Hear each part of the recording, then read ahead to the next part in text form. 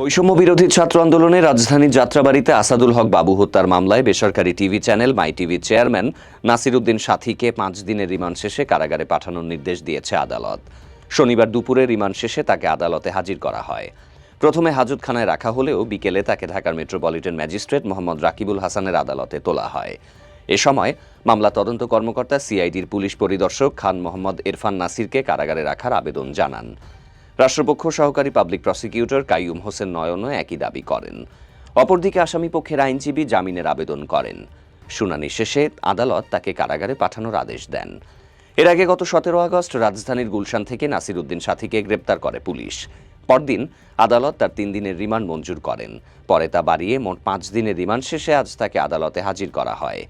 মামলা সূত্রে জানা গেছে, গত বছরের 5ই আগস্ট বৈষম্য বিরোধী ছাত্র আন্দোলনের সময় যাত্রাবাড়ির পাকা সড়কে গুলিবিদ্ধ হয়ে নিহত হন মোহাম্মদ আসাদুল হক বাবু। এই ঘটনায় নিহতের বাবা জয়নাল আবেদিন সাবেক প্রধানমন্ত্রী শেখ হাসিনা সহ 25 জনকে আসামি করে মামলা দায়ের করেন।